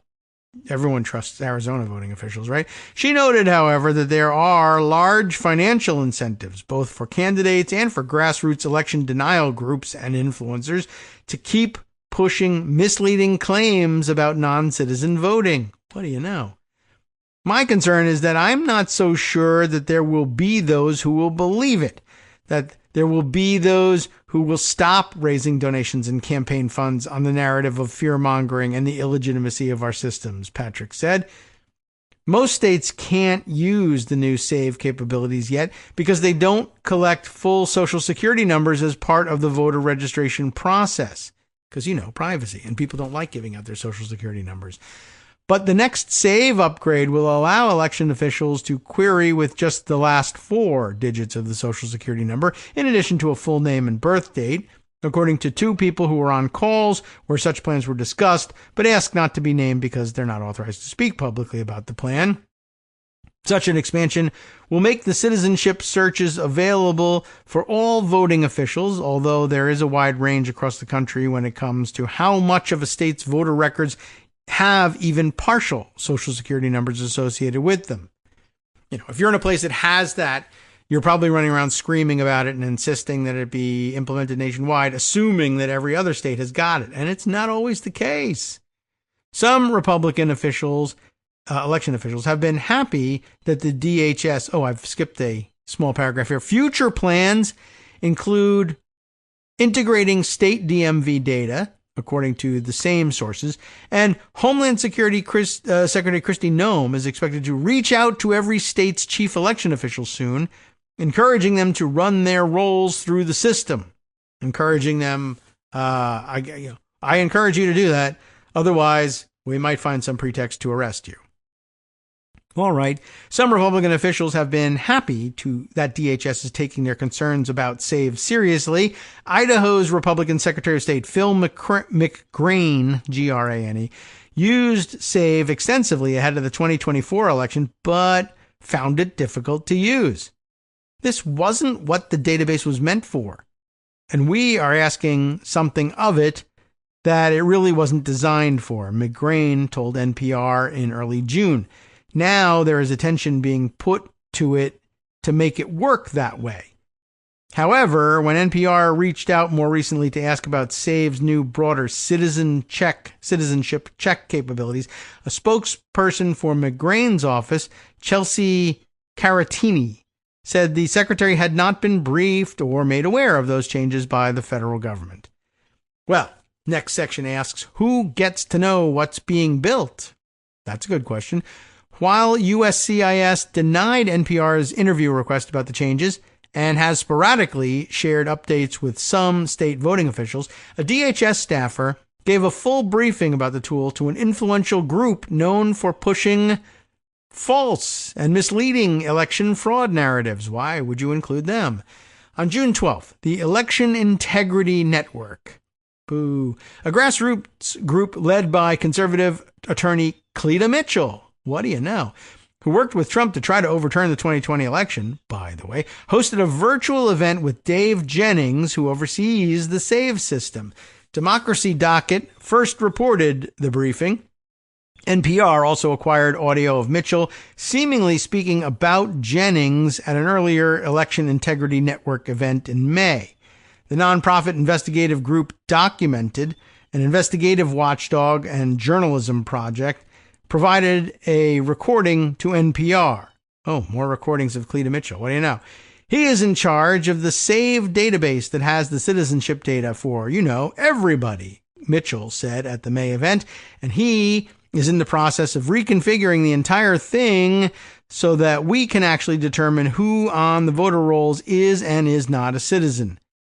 Voting experts NPR spoke with expressed concern that the agency overseeing the creation of the voter data tool was sharing details with a group involved with denying the 2020 election results, but not the American public. Although I guess they probably would say, well, we're looking to assure them and get buy-in from them. And if we can get buy-in from them, then all the nuts who follow them will say the elections are fair again. They may not, but also, couldn't you maybe also get buy-in with the rest of the American public too? Why are we not concerned about that? Before the federal government just up and creates a massive data system that purports to be a record on all of us, that's a public conversation that we're owed, said Justin Levitt, a Loyola Law School professor and former Biden White House advisor on voting rights, and not just as a public policy matter, as a moral matter, as a legal matter. Under the Privacy Act of 1974, there is a formal process known as a System of Records notice for federal agencies to give public notice about new ways they intend to collect or use Americans' personal information. And guess what? No such notice appears to have been published for the upgrade to SAVE that integrates Social Security data, and neither USCIS nor SSA responded to an NPR inquiry asking if a new one has been issued. Trump and paperwork, man. I'm telling you, of course there's not going to be any paperwork for this thing. And of course, DOGE was not going to let the lack of paperwork stop them from developing the database. Next up, data unknowns. The SAVE upgrade is part of a larger trend led by DOGE of the Trump administration taking unprecedented steps to amass and connect data across the federal government. The effort has sparked over a dozen lawsuits and cybersecurity concerns. The public officials condemning the data consolidation have mostly been Democrats, however, which is a departure from past privacy debates in American history. One thing that's rather striking about these moves around data in the present is that there has been so little outcry actually on the right, who have been sort of the standard bearers of worry about big government and data merging and data collection to begin with, said Sarah Igo, I-G-O, a history professor at Vanderbilt University. One conservative voice who is expressing such concerns is Catherine Engelbrecht, the founder of the nonprofit True the Vote, which has, boo also, by the way, which has pushed numerous election conspiracy theories over the past decade. Engelbrecht praised the SAVE effort in a recent newsletter, but expressed discomfort about the administration's efforts to centralize various federal databases and give access to the contractor Palantir. Such centralization of data poses a threat to individual freedoms and privacy, she wrote. Surrendering our data to unchecked power isn't just a technical risk, it's a moral failure.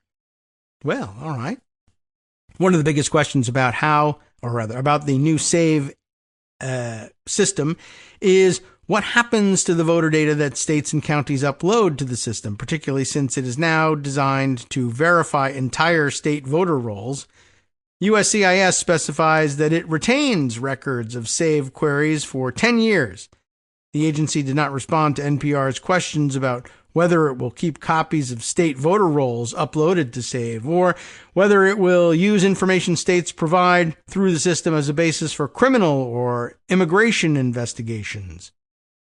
A state elections official who was not authorized to speak publicly about the development told NPR they were specifically worried about how the administration would use information provided by states in immigration crackdown efforts. For that reason, the official, who has worked in both Republican and Democratic administrations, said they expected there to be a clear partisan division in which states use it, even if all election officials have the same goal of accurate voter rolls. If I believed this database was accurate and that I was going to get good, usable information from it, you're damn right I would use it, the official said. The question is the data usable? And usable in a way that I'm not going to jeopardize people who live in my jurisdiction? That is, of course, the million-dollar question, for which there is, as of yet, no answer. While we're on the subject of the courts, here is an important update on the recent Supreme Court ruling regarding, or that will bear directly on, birthright citizenship.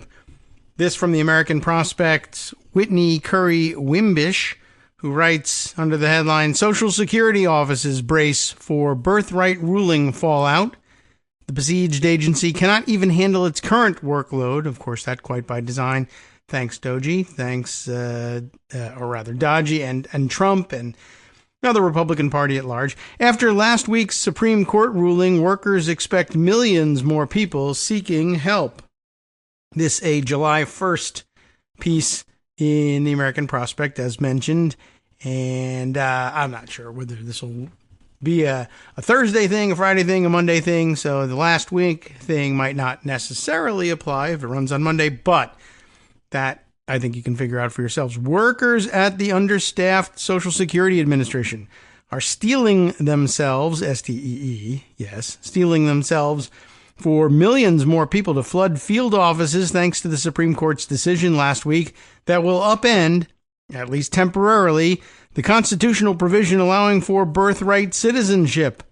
The conservative court's ruling effectively kills the enumeration at birth program that has for decades allowed parents at hospitals, birthing centers, or those using a licensed midwife to request a Social Security number for their newborn at the same time that they register the child's birth. You may remember that briefly this was the program that Trump threatened and put a stop to in Maine when he got angry with the governor there for not knuckling under to his anti-trans crusade. You may remember this. And then it was reinstated, and now he looks to knock it out for entire circuit court jurisdictions all at once. Under that program, parents simply checked the box on a form and their child's Social Security card arrived by mail about 4 weeks later. Easy. Now, parents will likely have to fill out the form and take it into an administration field office where workers will have to figure out if the baby should be counted as a citizen, a determination they've never had to make and for which there is no process. This would be a radical change in how Social Security numbers are assigned.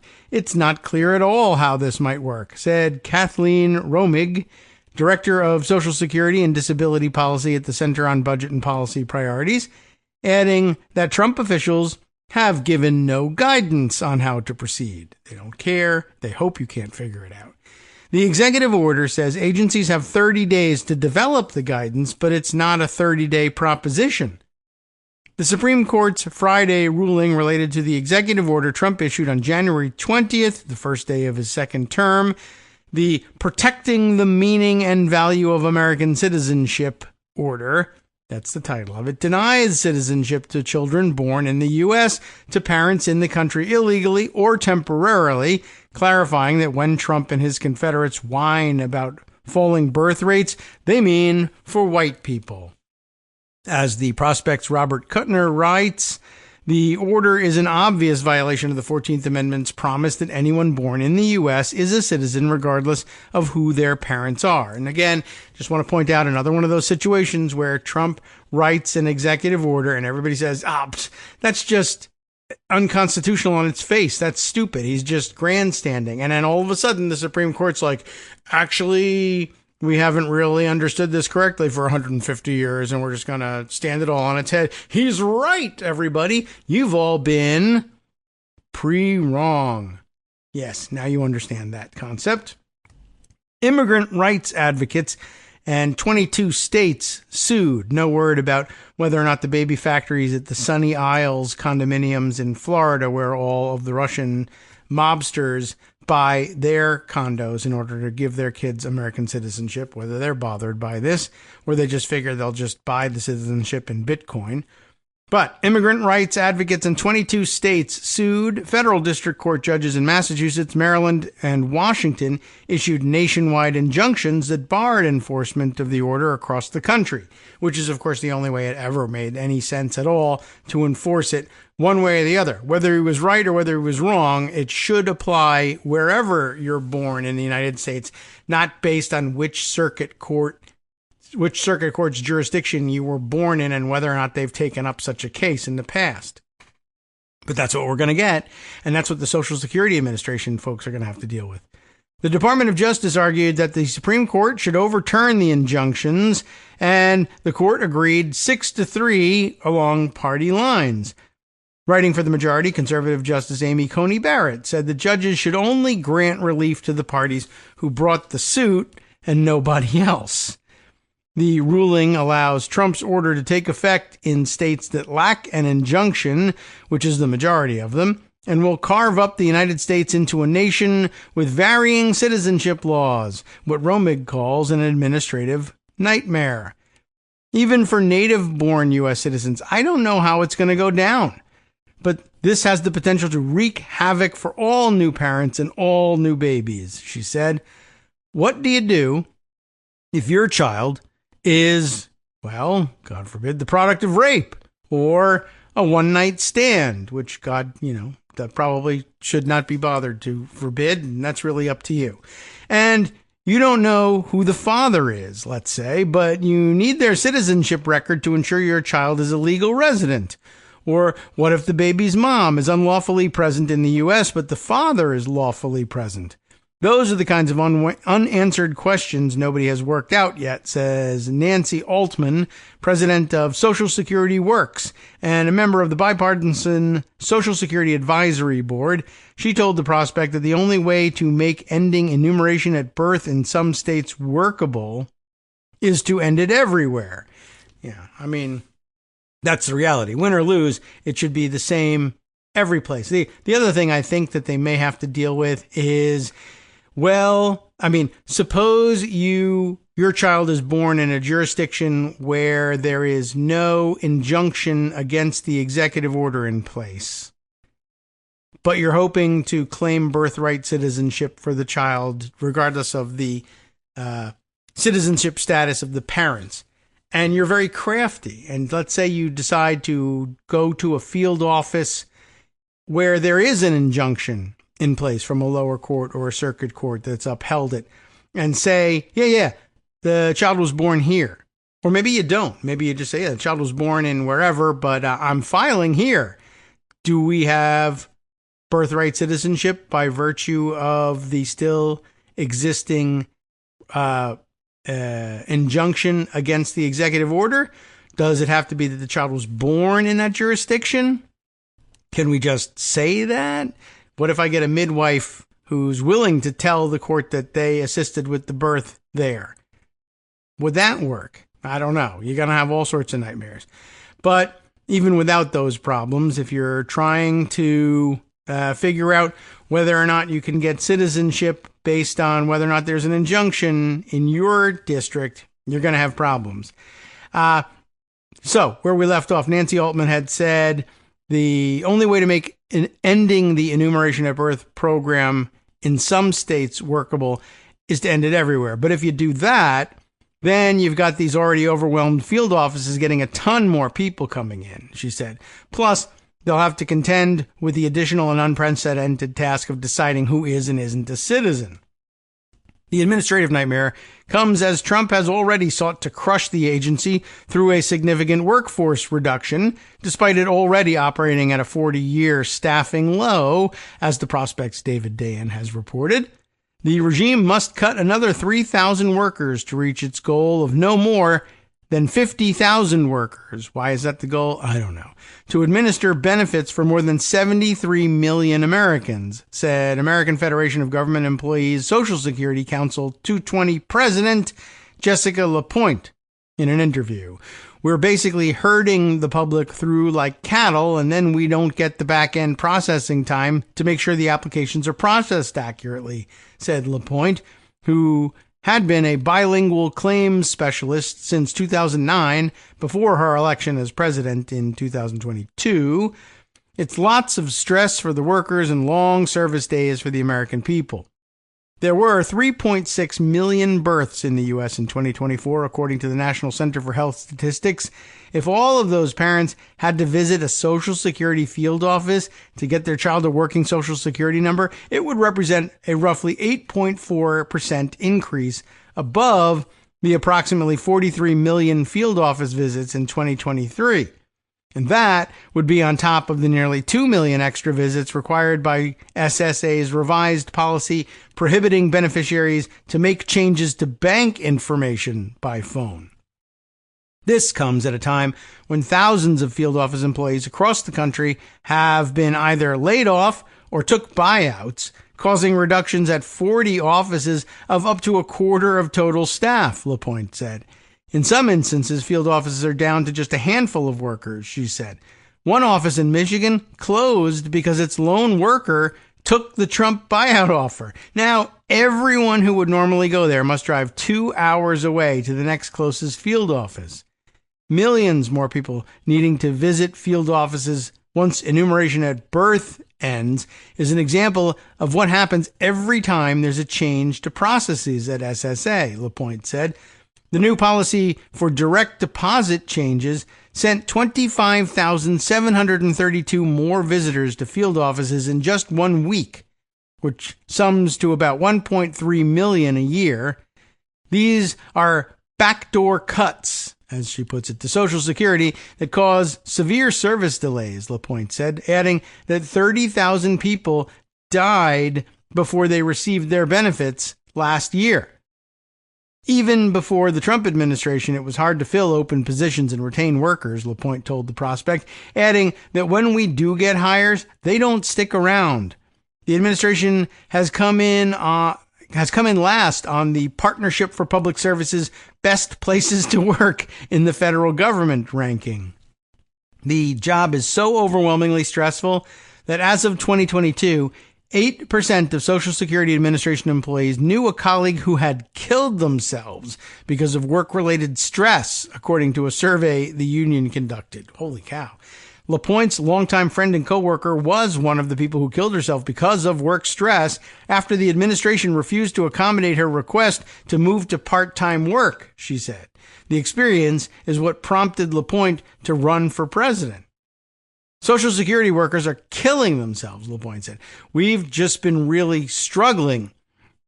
That's that when we came into 2025 and the attacks began from Trump and Russell Vought, the director of the OMB, the unclear system for determining who legally deserves a Social Security number under the Trump executive order could also be an opening for fraud, Altman said. Oh my, not that. I can't believe they would accommodate fraud or create the opening for fraud.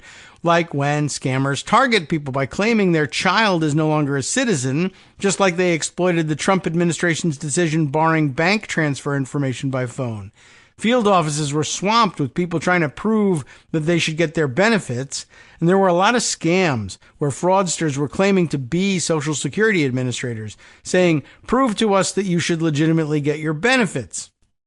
It's common to hear that Social Security has never missed a payment for 90 years, Lapointe added, but that's not really true. We are sitting on $78 billion, I guess, in improper payments, either overpayments or underpayments, because there's not enough workers to process them. Or could it really be 78 billion individual payments? I don't know. There's no program without the worker. A spokesperson for the Social Security Administration did not respond to a request for comment. So there you go.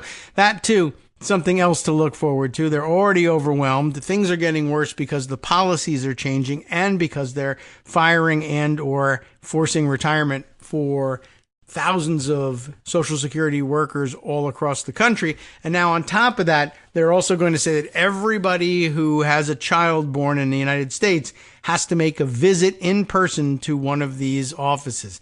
And they could be hours away. And you know, new parents love nothing more than driving extra hours for no reason but to deal with bureaucratic nightmares. Okay. Wow. So be on the lookout for that. And I like that terminology for it too. Those are backdoor cuts. Think about that in terms of sludge, which I hope we've already played for you already, but just designing a program to frustrate people such that they give up and don't even bother to claim the benefits. But a backdoor cut, meaning these things will hurt the delivery of service without ever saying, oh, we're going to put fewer dollars into the system. It's just going to be that much less effective, even for the same number of dollars. While we're in the neighborhood of talking about government spending and government programs, as we were with the Social Security Administration story and ending the enumeration at birth program once again, I thought I might follow it up here with this Washington Post story from June 27th. Authors here are Dan Diamond and Hannah Nathanson. We've called those names before. It's about DOGE. DOGE loses control over government grants website, freeing up billions. Let's find out what this is about. The DOGE team's loss of control is the latest sign of its declining influence following Elon Musk's departure from Washington. And he continues in his fight with Trump. So I guess things will continue to get worse.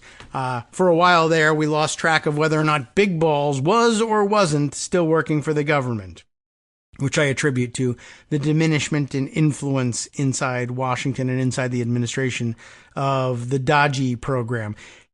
This time around, the U.S. DOGE service has lost the power to control the government's process for awarding billions of dollars in federal funds, the latest sign of the team's declining influence following Elon Musk's high-profile exit from Washington, according to two people familiar with the situation and emails obtained by the Washington Post.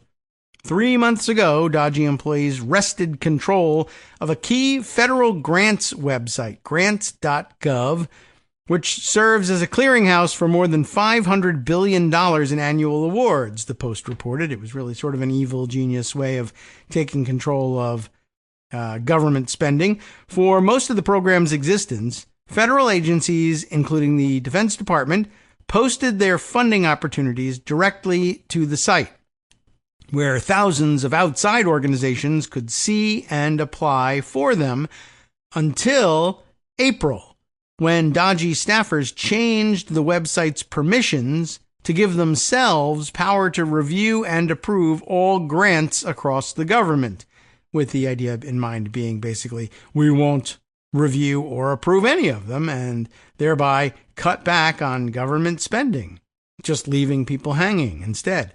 But on Thursday, and I guess effectively impounding the funds, which is illegal and unconstitutional, for now. Anyway, on Thursday, federal officials were instructed to stop routing the grant-making process through DOGE, according to emails obtained by the Post and the two people, both of whom spoke on condition of anonymity for various reasons. I mean, does anybody really care what the reasons are at this stage? Unless it's, I've had direct death threats. I probably just should stop reading the reasons why they're asking for anonymity. But this would have been in late June that this happened, this Thursday that they're referring to, right? The Post and the two people, both of whom spoke on condition of anonymity. I'm sorry. That's actually in the middle of the last sentence, and I'm just reading that again. Never mind. The decision follows fears that months of DOGE-linked delays would lead to what critics allege would be the illegal impoundment of federal funds. I think here, one of the goals here was, if we won't post the grants to this system and never actually issue the grants, well, then we prevent the money from being spent, and then the fiscal year ends and the funds expire. And we can try and recapture them for the Treasury to use again next year, representing a so-called savings, but also an illegal and unconstitutional impoundment. But that was the plan nonetheless. It will happen when a certain calendar date rolls around, whether or not it's legal, illegal, constitutional, unconstitutional. Do it now, punish us later, since we know you won't punish us. That was the approach. Dear agency partners, we are pleased to inform agencies that they may resume standard notice of funding opportunity procedures on grants.gov effective immediately. Read an email sent Thursday, that would have been in late June, again, to government agencies and obtained by the post. Please coordinate with your agency's leadership to ensure that all required reviews and approvals by political appointees are completed before posting your funding opportunity. I don't know whether that means you're free to use it or not. Contacted for comment on Friday, the White House sent a statement attributed to an unnamed senior administration official saying DOGE will continue to, quote, facilitate the review of grants, working alongside agency secretaries to determine which grants should continue, which should be terminated, and which require further scrutiny, unquote. Now, that's usually the function of the authorizing committee, usually guided by agency testimony, an annual exercise in which they're given the opportunity to speak up and say, we think these grants should continue, these should be terminated, and these require further scrutiny. But instead, they're just saying, we'll do it outside of Congress. Robust controls remain in place with DOGE personnel embedded at each agency, assisting secretaries' offices in reviewing grants daily, the statement read. Agency secretaries and senior advisors will continue to implement and leverage the controls initially established by DOGE to reduce waste, fraud, and abuse, retaining full agency discretion to determine the appropriate flow of funds at the project level, which, at the project level, I guess is up to them, but at the program level is where it's happening, since nobody's getting any of these grants, and Congress should be concerned about that. The Department of Health and Human Services, which administers the grants.gov website, did not immediately respond to questions on Friday. Musk departed the government in a blaze last month, feuding with Trump in a public spat that spilled across social media and immediately spurred cabinet officials and senior staffers across the government to reclaim power from the billionaire's cost-cutting team. The fate of DOGE has remained uncertain in the days since. Some top aides closely associated with Musk have quit the government, while other DOGE representatives have moved into permanent government jobs. The White House, meanwhile, has insisted DOGE still has an important role to play, and senior officials say they remain committed to the group's stated goal of combating waste, fraud, and abuse. Budget Director Russell Vought has vowed to use his own perch to cut government, positioning him to inherit Musk's mantle as the most prominent champion of shrinking federal spending, the Post reported. The weakening of DOGE's control of the grants website is the latest sign of the team's diminishing federal status. In the time that DOGE controlled grants.gov, the Trump administration failed to post more than 24 planned funding opportunities threatening the disbursement of federal funds appropriated by Congress. According to two people familiar with the system, the stalling on grants posting comes as the Trump administration is preparing to test a 1974 budget law, the Budget Act, you know it, by refusing to spend congressionally mandated funds across government, the Post reported. DOGE's control of Notice of Funding Opportunities, or NOFOs, I don't know if they actually say it that way, but NOFOs, functioned by requiring federal agencies to send any new grant or award postings to a DOGE-controlled mailbox, per two people familiar and records obtained by the Post. The new process replaced a years-old system where agencies would directly post their planned NOFOs to grants.gov, allowing the public to browse and apply for federal funding. In other words, an extremely efficient system. Do you have a grant that you guys administer? You put it up there. We don't know anything about it. Go ahead, just put it up there directly.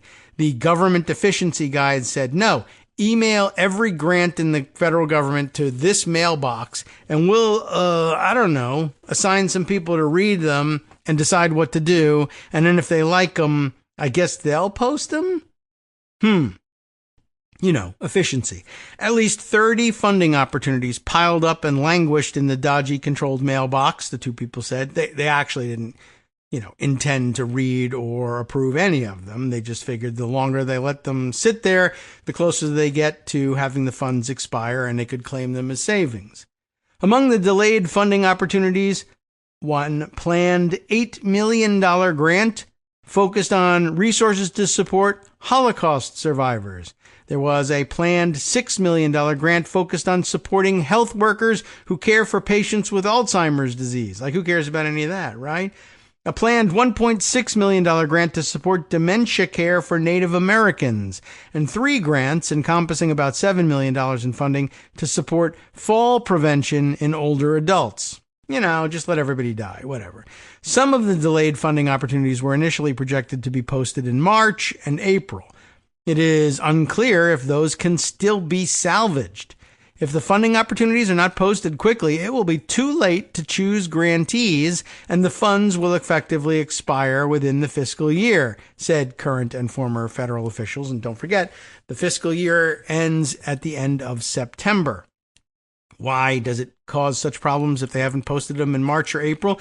Because it takes a long time to give people the chance to review all the rules, fill out all the paperwork, make their case in their application, apply, send it to the grant-making department, have the department review it, make sure everything's on the up and up, make their decisions about who will and won't get funded, and then actually arrange the announcements all before the end of September. It takes a while. They know how long it takes. That's why those things have to be posted in March and April. But now it's July. At some point soon, simply making these grants will be outright impossible, said Robert Gordon, who served as the HHS Assistant Secretary of Financial Resources during the Biden administration. Even when funding opportunities were successfully posted during DOGE's tenure controlling the grant website, the team's influence was sometimes visible. A funding opportunity focused on suicide prevention and meant to be posted by the Department of Veterans Affairs because, sometimes people say they care about veterans committing suicide. Well, it initially mistakenly identified Luke Farritor, one of the DOGE guys, personally, as the grantor, sparking confusion with federal officials when it appeared online last month. Farritor is a DOGE engineer who's working on the grant system. The posting has since been corrected. DOGE may be removed from the process, but the email obtained by the Post shows political appointees will still be involved in reviewing grants, noted Jacob Liebenluft, a former official in the Office of Management and Budget under the Biden administration. Liebenluft recently wrote a paper with Kristen Dorgello, another former Biden official, analyzing the effects of DOGE's control of grants. Liebenluft and Dorgello found that DOGE was interfering at every stage and rendering federal grant-making less efficient, more uncertain, more political, and more open to corruption. In an interview, Liebenluft and Dorgello said DOGE's removal from grants.gov is a hopeful sign that things will improve, but not too hopeful.